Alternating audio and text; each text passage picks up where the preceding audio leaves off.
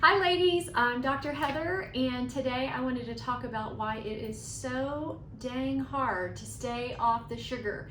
This is the overwhelming question that I've had this week from current patients saying, Dr. Heather, I've tried to stay off of sugar before and it is so hard and I always fail. Why does that happen? So first of all, it's really important to understand why that happens, and then we can start to work to counter those reasons so that it's much easier to get off of sugar and stay off of sugar. So first of all, sugar is so addictive. It is as addictive and works on the same centers of the brain as heroin and cocaine.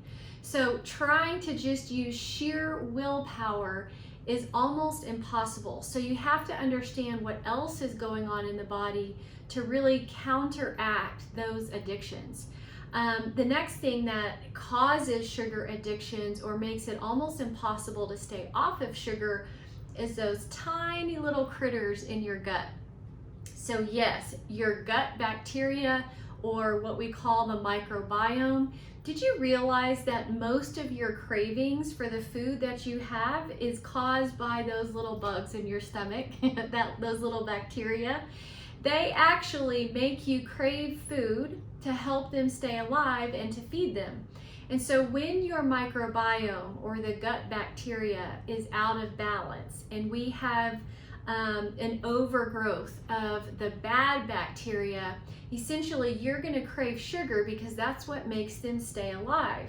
When we have an overgrowth of yeast in our digestive system, that also makes you crave sugar because that's what they eat and they thrive on.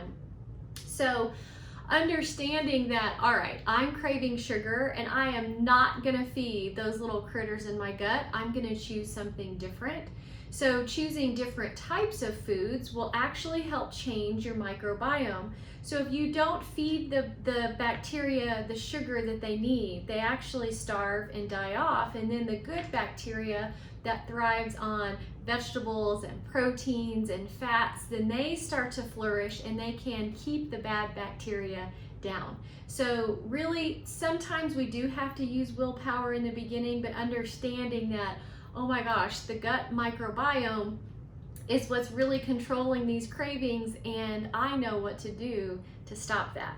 And then the third thing that I would say that causes these cravings is our body is metabolically inflexible, right? So we don't have metabolic flexibility, we have insulin resistance. Our body is not efficient at metabolizing sugar, right? So when we start to have insulin resistance, our bodies can't take the sugar, it can't take the food that we eat, turn it into sugar and get it into the cell to make energy. Because we start to become insulin resistant, we cannot get the sugar into the cell, and so the body can't make adequate amounts of energy. So when that happens, the cells are almost going into hypoglycemic state, and you feel jittery, you feel shaky, you feel like you have really low energy.